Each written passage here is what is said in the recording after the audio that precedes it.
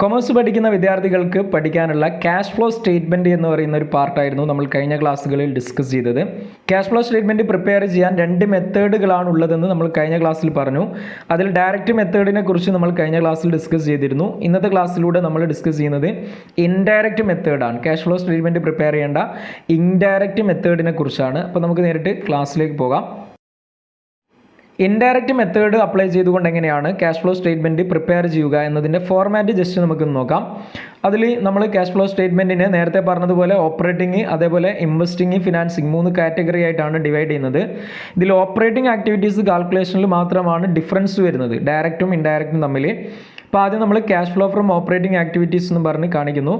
അതിൽ ആദ്യം നമ്മൾ കാണിക്കേണ്ടത് എന്താണ്? നെറ്റ് പ്രോഫിറ്റ് ബിഫോർ ടാക്സ് എന്നുള്ളതാണ്. നമ്മുടെ ക്വസ്റ്റ്യനിൽ തരുന്ന നെറ്റ് പ്രോഫിറ്റ് ബിഫോർ ടാക്സിനെ കാണിക്കുക. ദെൻ അതിൻ്റെ കൂടെ non cash and non operating items ഈ എക്സ്പെൻസിനെ ആഡ് ചെയ്യണം. അതിൽ depreciation, preliminary expense, written off, discount on issue of shares, അതേപോലെ debentures, goodwill, patent written off, loss on sale of fixed asset, provision for doubtful debts, dividend paid, underwriting commission written off, ഇതൊക്കെ വരുന്നതാണ് non cash and non operating items expense ആയിട്ട്.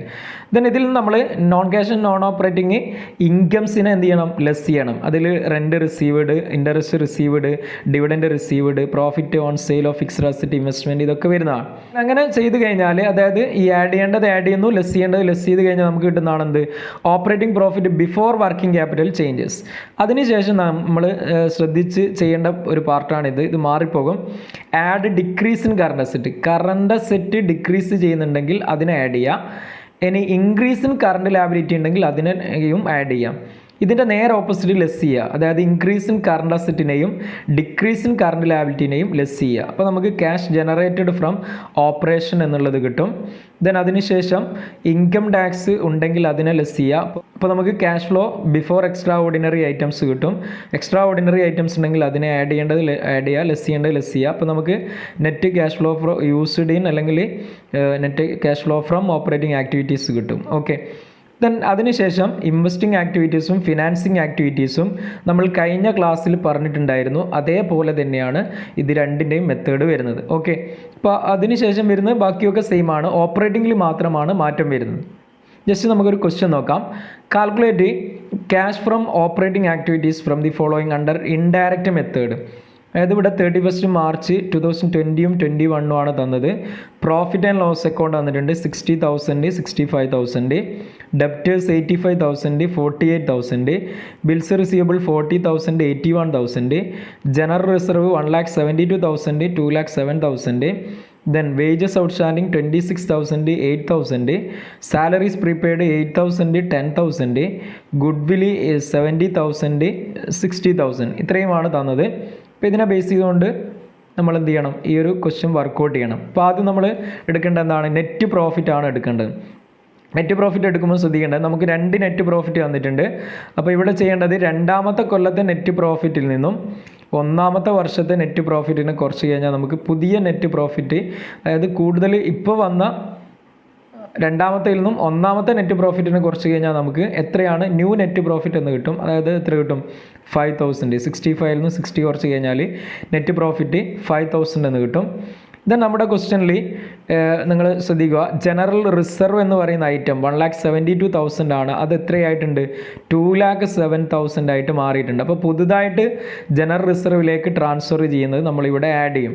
Transfer to general reserve എന്ന് പറഞ്ഞിട്ട് 2,07,000 നിന്ന് 1,72,000 കുറച്ച് കഴിഞ്ഞാൽ നമുക്ക് 35,000 കിട്ടും. അതേപോലെ നമ്മുടെ ക്വസ്റ്റ്യനിൽ ജസ്റ്റ് നിങ്ങൾ നോക്കുക, ഗുഡ് വില് ഒന്നാമത്തെ വർഷം 70,000 ആണ്. രണ്ടാമത്തെ വർഷം എത്രയാണ്? രണ്ടാമത്തെ വർഷം എത്രയാണ്? 60,000 ആണ്. അപ്പോൾ അവിടെ 10,000 കുറയുന്നു. ഇതെന്താണ്? ഗുഡ് വിൽ റിട്ടേൺ ഓഫ് ആണ്. ഗുഡ് വിൽ റിട്ടേൺ ഓഫ് 70,000 നിന്നും 60,000 കുറച്ച് കഴിഞ്ഞാൽ 10,000 എന്ന് കിട്ടും. ഓക്കെ. അപ്പോൾ ഇവിടെ നമ്മൾ 5,000-ൻ്റെ കൂടെ 35-ഉം 10-ഉം ആഡ് ചെയ്ത് കഴിഞ്ഞാൽ 45 ആഡ് ചെയ്ത് കഴിഞ്ഞാൽ 50,000 എന്ന് നമുക്ക് കിട്ടും. ഇതെന്താണ്? Cash flow before working capital changes ആണ്. ഓക്കെ. ദെൻ നെക്സ്റ്റ് നമ്മൾ വർക്കിംഗ് ക്യാപിറ്റൽ ചേഞ്ചസ് ആണ് കാണിക്കുന്നത്. വർക്കിംഗ് ക്യാപിറ്റൽ എന്ന് പറയുന്നത് കറണ്ട് അസറ്റിലെ കറണ്ട് ലാബിലിറ്റിയാണ്. കറണ്ട് അസറ്റിൽ ഇവിടെ നിങ്ങൾ നോക്കുക, ജസ്റ്റ് ഒന്നാമത്തെ കൊല്ലം ഡെപ്റ്റേഴ്സ് തന്നിട്ടുള്ളത് എത്രയാണ്? 85,000. രണ്ടാമത്തെ കൊല്ലം 48,000 ആണ്. ഇപ്പോൾ ഡിക്രീസ് ഇൻ കറണ്ട് അസറ്റ് ആണ് വരുന്നത്. അപ്പോൾ ഡിക്രീസ് ഇൻ ഡെപ്റ്റേഴ്സ് 85-ൽ നിന്നും 45 കുറച്ച് കഴിഞ്ഞാൽ നമുക്ക് എത്ര കിട്ടും? 37,000 എന്ന് കിട്ടും. ഇനി ബിൽസ് റിസീവബിൾ എന്ന് പറയുന്ന മറ്റൊരു ഐറ്റം ഉണ്ട്. ഇതെന്താണ്? കറണ്ട് അസറ്റ് ആണ്. 40,081 ആവുന്നു. അപ്പോൾ ഇൻക്രീസ് ആണ് വരുന്നത്. ഇൻക്രീസ് ഇൻ കറണ്ട് അസറ്റ് ആകുമ്പോൾ നമ്മൾ എന്ത് ചെയ്യണം?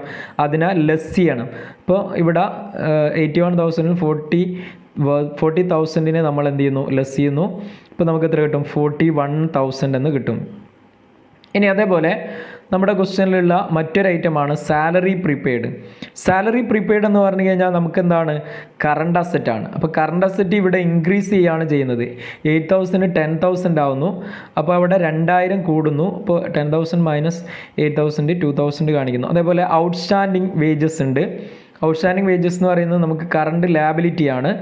കറണ്ട് ലാബിലിറ്റി 26,000 8,000 ആവുകയാണ്. ഡിക്രീസ് ഇൻ എന്താണ്? കറണ്ട് ലാബിലിറ്റി ആണ്. അപ്പോൾ അതിനെ നമ്മൾ ലെസ് ചെയ്യണം. 26,000 8,000 കുറച്ച് കഴിഞ്ഞാൽ 18,000. അപ്പോൾ ഇതിനെയൊക്കെ നമ്മൾ ആഡ് ചെയ്ത് ഔട്ടർ കോളത്തിലിടുന്നു.